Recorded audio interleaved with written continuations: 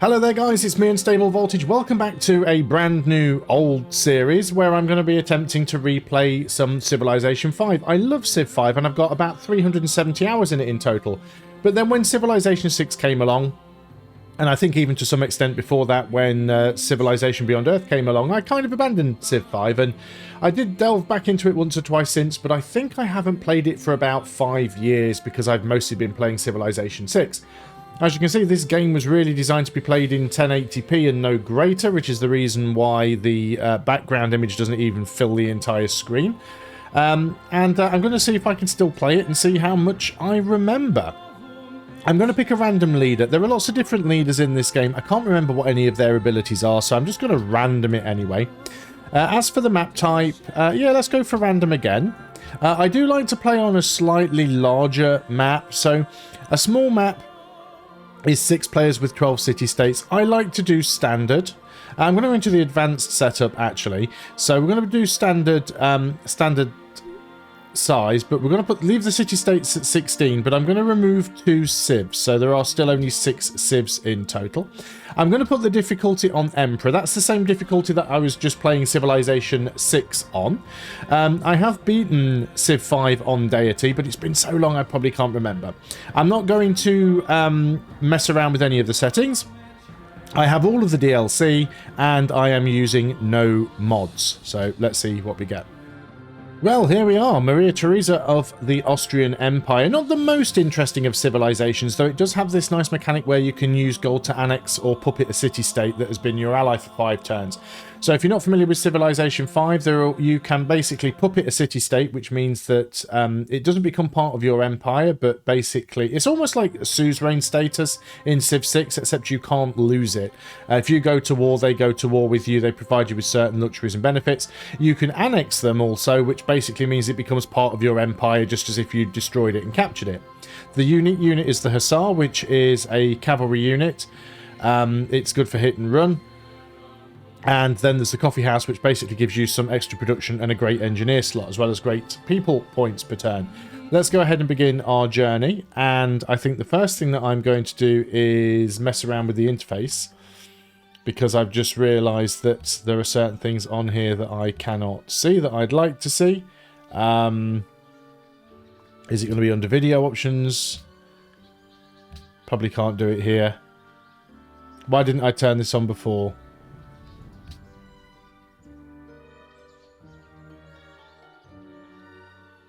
Nope, can't see it. There is a way to turn these things on. Is it down here? Map menu, there we go. I want the hex grid on just because it's a little bit easier for me to see where they are. Yield icons can be useful as well, but I do want resource icons on. I don't necessarily need to see the yields, but I'm trying to remember what everything is. So we've got double salt right next to us. We're on a river. This tile should be on a river, right? Let me just mouse over it. Fresh water, yeah. So we've got a fresh water tile. Not the best of tiles, but having double salt right next to us in the early game is going to be really, really good.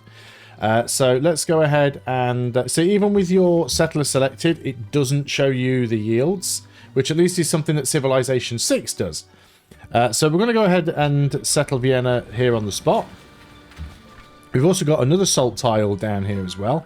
We're going to take our warrior, and I think we're going to go this way, because this will give us the furthest travelling distance. Found an ancient ruin. More salt over here. So one of the first things that I remember that I like about Civilization 5 compared to Civ 6 is the movement.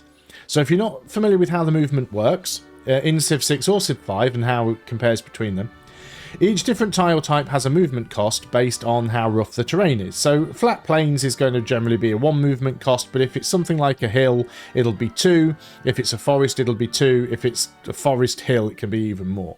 In Civilization 6, each unit has to have enough movement to move into that tile.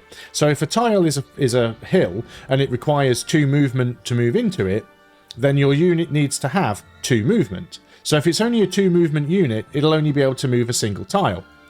In Civilization 5, you need to have any amount of movement to move into the tile.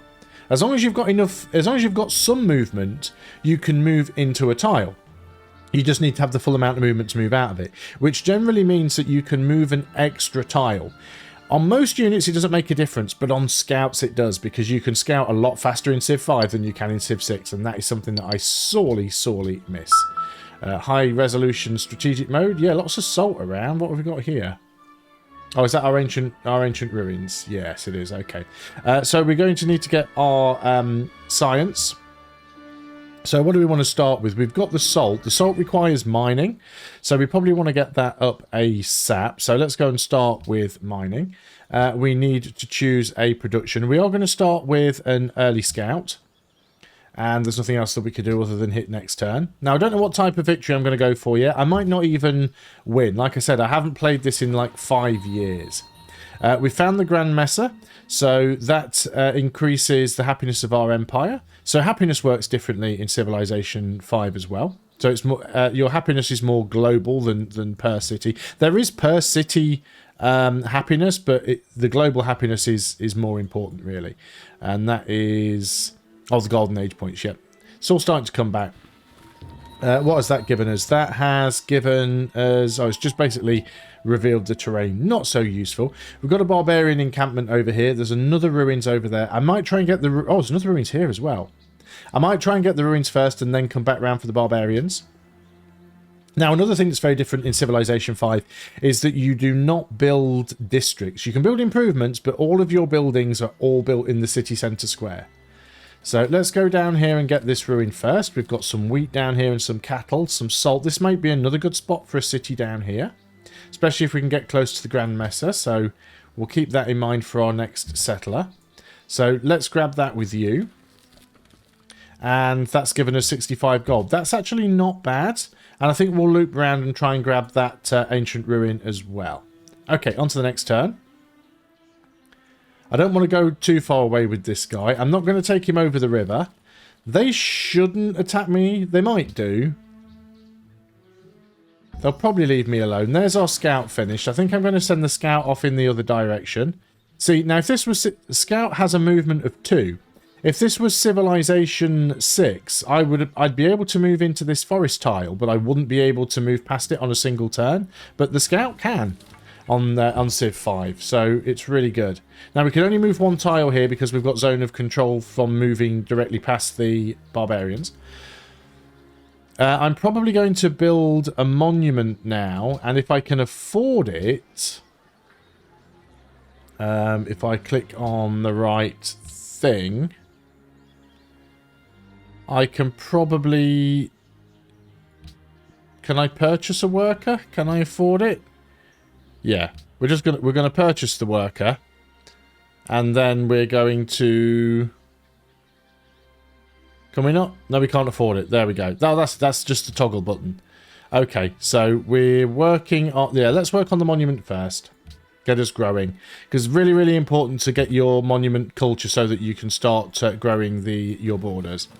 Let's get you up on the hill so you can see. There's another goody hut, as we like to call them. And what do we have here? We've discovered a tech. Mining. Not so great, because we were already part way through researching mining, so I feel that was a bit of a waste. But we've got it at least. Let's have a look at... We could get pottery if we get an early shrine, because we are playing with all of the expansions. So we've got Gods and Kings, so we do have the religion expansion. Although you also got religion, even if you just... So you had the vanilla Civ 5, then you had Gods and Kings, which added a load of new civilizations plus religion, and then you had Brave New World. Now, even if you only have Brave New World and you don't have Gods and Kings, you still get religion. As long as you've got one of the expansions. That's given us another population. I'll tell you what I did forget to do is manually declare what tiles to work. And now I'm trying to remember how to do that. Oh, wow. How have I forgotten how to manage citizens? Change production. Purchase. There used to be a button for this. Sure it was on here. Oh, citizen management. There we go. Just need to have that thing maximised or it doesn't work. I was going to say, you normally just do this. Well, they're working the salt tiles, which are the ones that they definitely should be working. Can I lock them in? Yeah. So let's leave them doing that. We're going to expand to the salt soon anyway. Okay, let's get you up on the hill. Quite a few hills. See, 2 hill movement. We've also got some diamonds down there, some gems and some stone. I don't really want to go too far away with this warrior. In 4 more turns, we'll have another pop. Let's move you onto this hill. Oh, barbarian camp. Well, we don't want to hang around there. I might want to go down and try and clear this barbarian camp. Now, they're nowhere near as aggressive as the barbarians in Civilization 6, but if I can get rid of them, it'll be a lot better. We've met Arabia. We don't want to denounce him. He doesn't want to be friends yet. He hasn't settled near us, so that's fine. Is there anything that we can trade with him? Not really, not at this point. Probably a little bit locked by technology. So we can keep moving you. So we know roughly now where one of our neighbours is. Now this would actually be a minor defeat because they are encamped. But the thing is they can't heal. So we can hit them, heal up, hit them, heal up. And it'll be fine. It'll get some early experience for my warrior. They'll probably attack me, but then I'll just heal.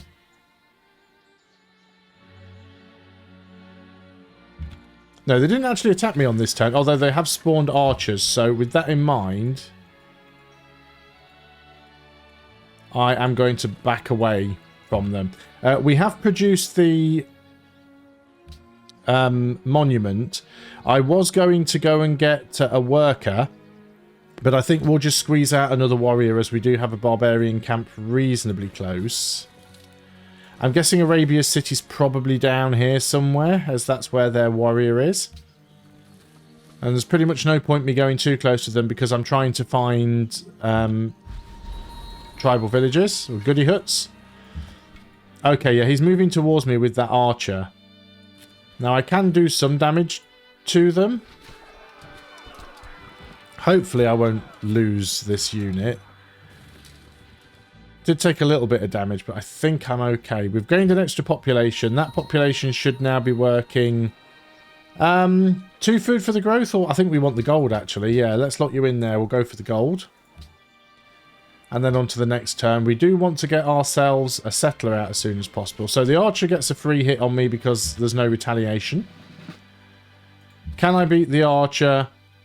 Yes, but I've also got a promotion. Now, promotions don't make you heal. In Civilization 6, when you take a promotion, you get a heal.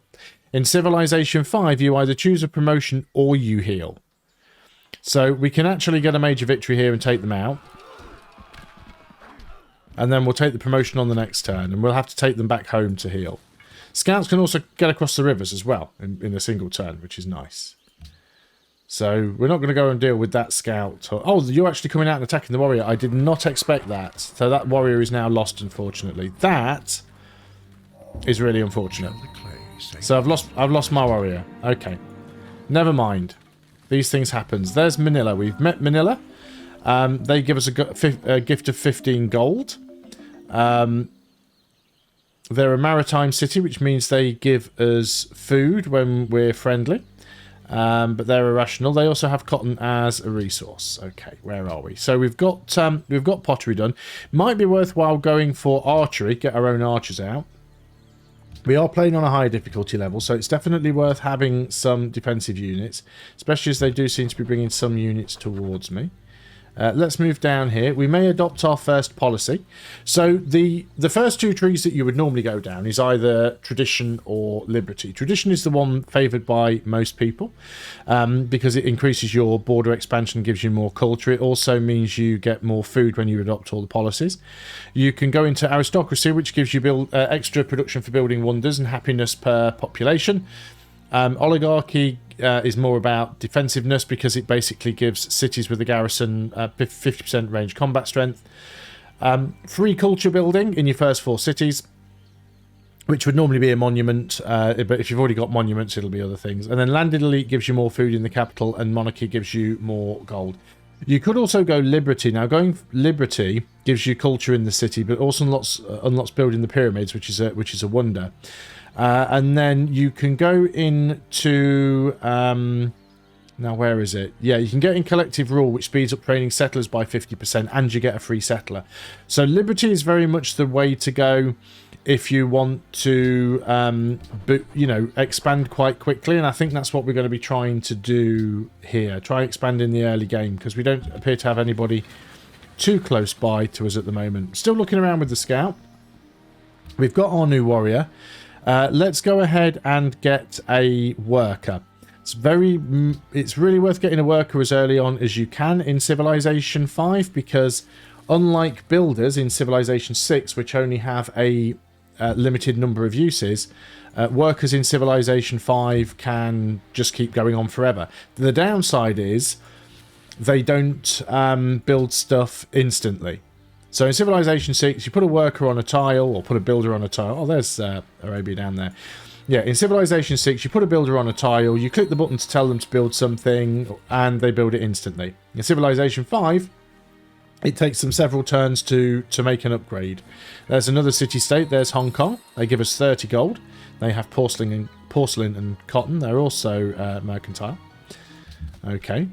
So, yeah, we should be able to clear out this camp, unless it spawns another archer, which would be really unfortunate. So my second city spot may well be down here somewhere.